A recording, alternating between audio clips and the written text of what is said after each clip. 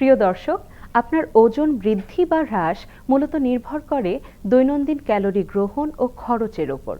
বয়স, লিঙ্গ, উচ্চতা, ওজন ও জীবনধারার ওপর ভিত্তি করে প্রতিদিন প্রয়োজনীয় ক্যালোরি ভিন্ন। সাধারণভাবে একজন পুরুষের প্রয়োজন ২০০০ থেকে ৩০০০ ক্যালোরি, আর নারীর ১৬০০ থেকে ২৪০০ ক্যালোরি। চলুন আজ জেনে নিই বিভিন্ন খাবারে কত ক্যালোরি রয়েছে।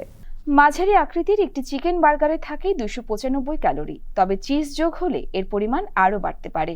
এক স্লাইস পিৎজার থাকে 230 থেকে 285 ক্যালোরি। ফ্রেঞ্চ ফ্রাই কিন্তু বেশ অনেকখানি ক্যালোরির যোগান দেয়। রেস্টুরেন্টে সার্ভ করা হাফ প্লেট ফ্রেঞ্চ ফ্রাইয়ে 427 ক্যালোরি থাকে। একটি মাঝারি আকৃতির আলু দিয়ে তৈরি ফ্রেঞ্চ ফ্রাই থাকে 130 ক্যালোরি। 2 চা চামচ চিনি মেশানো 1 কাপ দুধ চায়ে থাকে 37 ক্যালোরি। এক প্লেট ভাতে থাকে 272 ক্যালোরি। 1 কাপ পরিমাণ রান্না করা গরুর মাংসে রয়েছে 386 থেকে 400 ক্যালোরি। একটি আলুর সিঙ্গারায় থাকে 123 ক্যালোরি।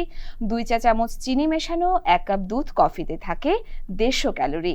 চিনি ও ঘি দিয়ে তৈরি এক বাটি সুজির হালুয়ায় রয়েছে 379 ক্যালোরি।